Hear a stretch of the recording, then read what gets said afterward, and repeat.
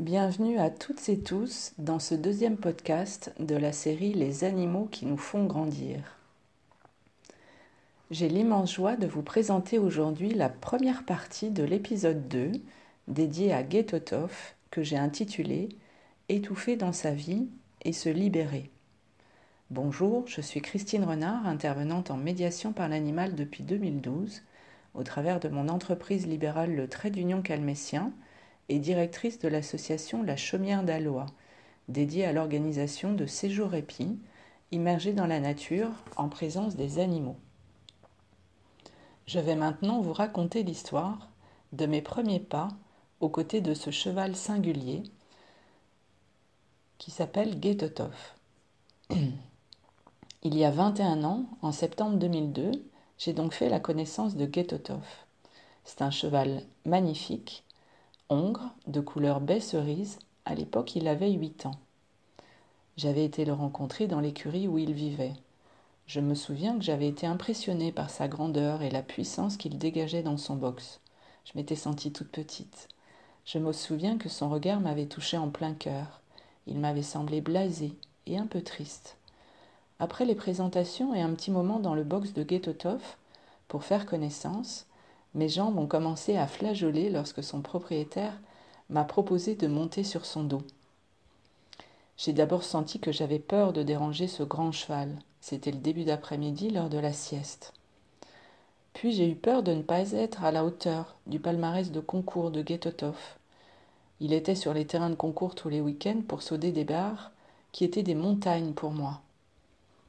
À cet instant se révélaient en moi mes dissonances de l'époque.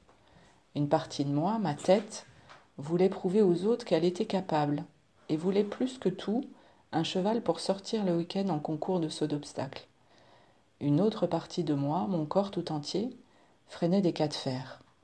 Mon cœur, enfin, avait plutôt envie d'une rencontre paisible et complice avec ce grand cheval.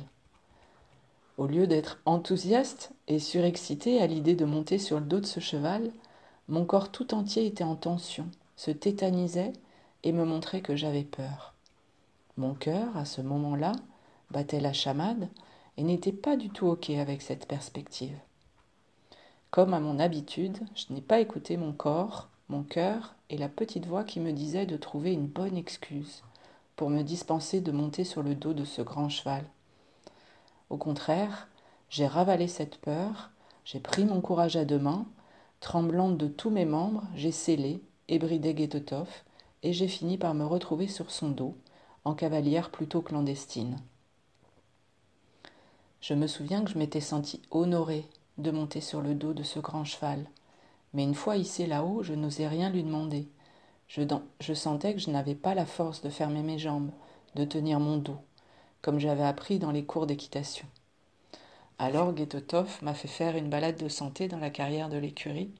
Mes rênes flottaient, il avait le nez au vent, et je me laissais emmener. Au début, je l'avais senti raide dans son corps et retenu. J'avais la sensation d'avoir entre mes jambes comme un moteur qu'il faut chauffer tranquillement, et je n'osais pas trop lui en demander, de peur que le moteur s'enflamme. Je sentais sa puissance sommeiller, et je me disais que lorsque le moteur serait chaud, je risquais bien de m'envoler.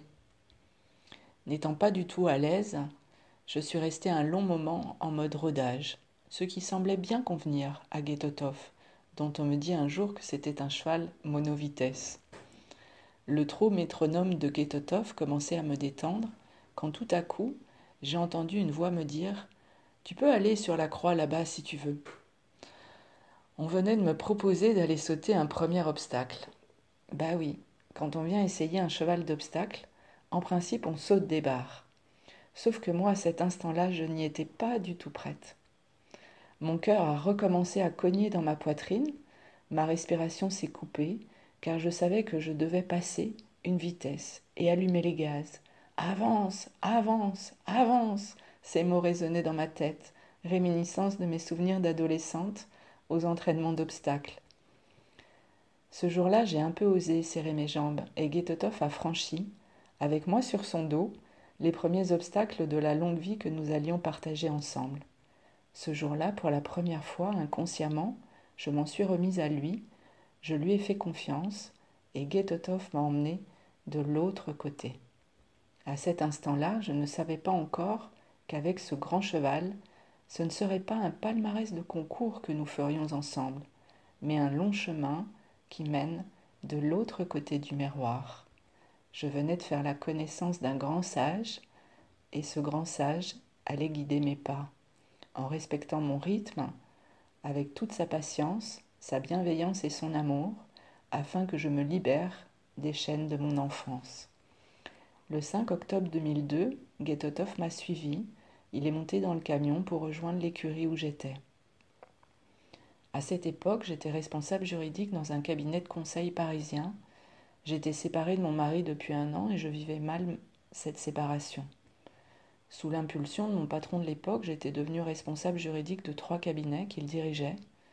Ayant soif de reconnaissance, je me laissais happer par le travail, sans même m'en rendre compte. En 2004, le groupe de cabinets dans lequel je travaillais a été racheté par un groupe encore plus grand. Je me suis retrouvée complètement noyée dans un bâtiment de plus de 300 personnes. J'ai ainsi perdu tous mes repères. Je n'étais plus la seule référente juridique. Les exigences et le tempérament des nouveaux dirigeants ont commencé à m'impacter psychologiquement. Les tensions entre mon ex-patron et la nouvelle équipe dirigeante ont rejailli sur moi, me plaçant comme dans un étau duquel je ne parvenais pas à m'extraire. Pour évacuer le stress que je ressentais dans mon travail, je sortais beaucoup le week-end et parfois même en semaine. J'allais me perdre dans les nuits parisiennes. J'éprouvais à l'époque, sans me l'avouer et sans en être vraiment consciente, un profond mal-être.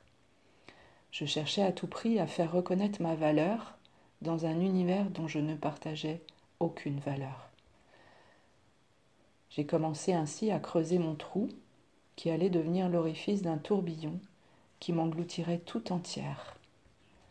Pendant ce temps-là, Getotov attendait patiemment mes venues à l'écurie. Souvent, je lui ai fait faux bond, épuisé par mes sorties nocturnes. Lorsque j'étais avec lui, je n'étais jamais vraiment complètement présente à ses côtés, car j'étais profondément tourmentée par ma vie privée ou professionnelle. À partir de 2004, à l'époque où notre groupe a été racheté par le grand groupe, Getotov a commencé à faire des épisodes de bronchite asthmatique. À cette époque, je vivais ma vie en apnée, complètement déconnectée de mes émotions que je tentais de faire taire par tous les moyens. Mais je n'en avais pas du tout conscience. Au travail, en bonne petite guerrière que j'étais, je faisais front face aux difficultés que je rencontrais. Le week-end, je m'évertuais à concourir avec Getotov en concours de saut d'obstacles avec la trouille au ventre. Nous n'avons jamais brillé ensemble en concours. Je tombais souvent, mais je me relevais jusqu'au jour où nous avons fait un soleil ensemble. Nous sommes tombés tous les deux. Ce jour-là, j'ai décidé de jeter l'éponge, j'ai décidé de changer d'écurie. Nous ne sauterions plus. Nous avions emménagé dans une écurie de dressage. Le cadre immergé dans la nature était très apaisant, mais cela n'a pas suffi à me retrouver et à retrouver mon cheval. Après les concours de saut d'obstacles, je me suis mise à vouloir concourir en dressage. Je suis alors allée de déboire en désillusion. J'ai extrêmement mal vécu cette période et suis tombée au plus profond du trou que j'avais creusé ces dernières années. Durant l'automne 2010, Getotov a fait une bronchite bien plus grave que les précédentes. Le traitement proposé par le vétérinaire l'a soulagée pendant 2 mois et la toux a récidivé pendant l'hiver, encore plus forte. Et elle est devenue handicapante pour mon cheval. Getotov ne parvenait plus à se déplacer. Il ne voulait plus faire d'efforts pour avancer. Je me souviens d'un soir dans le manège, il faisait nuit, il était tard, je devais le faire marcher comme l'avait conseillé son vétérinaire. Getotov est resté les 4 pieds ancrés dans le sable du manège. Et il a refusé de faire un pas de plus. J'ai fondu en larmes, le traitement n'avait aucun effet bénéfique, j'avais la sensation de perdre mon cheval. Auparavant, les toux de Totov se manifestaient au changement de saison et je les avais mis sur le compte des pollens, de l'humidité, des fortes chaleurs, de la poussière. bref sur le compte de causes extérieures. Lorsque Guet-Tothoff a été frappé par cette toux récidivante en plein hiver, je me suis sentie complètement démunie.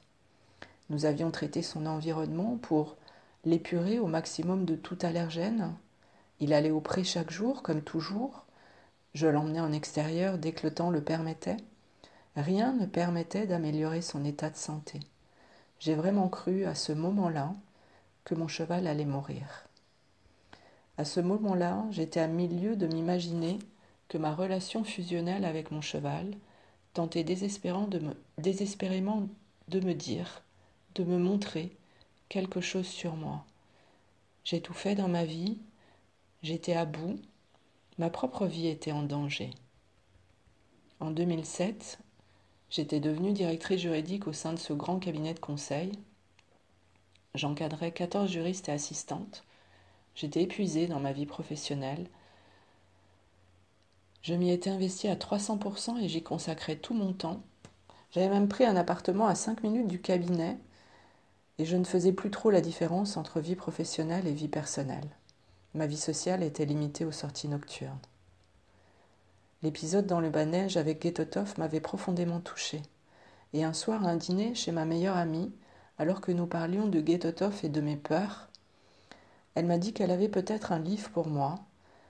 Et là, elle m'a prêté le premier tome de la série « Écoute ton corps » de Lise Bourbeau.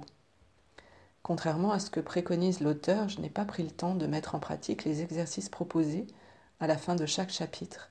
À l'époque, je ne parvenais pas encore à aller à l'intérieur de moi, à me questionner, à m'écouter. J'ai lu le livre et ensuite la collection complète.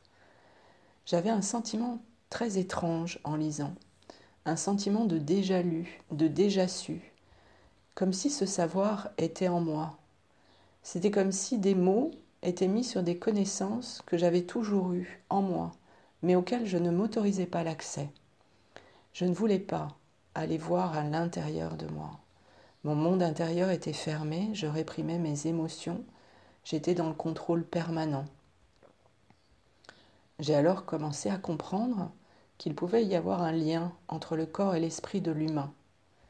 En février 2011, Guet-Tothoff n'était toujours pas rétabli et nous l'avons emmené voir un spécialiste pour tenter de trouver un nouveau traitement. Ce que je n'avais pas compris à l'époque, c'est que je mettais des pansements sur les blessures de Guet-Tothoff, mais je ne prenais pas soin de leur cause profonde. Je tentais de traiter les symptômes, mais je ne traitais pas les causes. Après toute une batterie de tests et d'examens, de prises de sang, le vétérinaire n'a pas trouvé de cause organique ou physiologique, si ce n'est le petit cornage, qui est une malformation au niveau des cordes vocales qu'avait Guet-Tothoff. Compte tenu de l'âge du cheval et de son bon état général en dehors de cette toux, le vétérinaire a proposé un médicament prescrit pour le traitement de l'asthme chez les humains, associé à de nouvelles améliorations de l'environnement et de sa ration alimentaire. Le vétérinaire m'a également conseillé un programme de remise en forme, fait de sorties en extérieur. Et il m'a dit « Redonnez le moral à Guet-Tothoff ». À qui devait-on redonner le moral, l'envie de vivre? Je vous souhaite à toutes et tous une douce journée et vous donne rendez-vous pour la seconde partie de ce deuxième épisode, Guet-Tothoff, étouffé dans sa vie et se libérer. Je vous dis à très vite.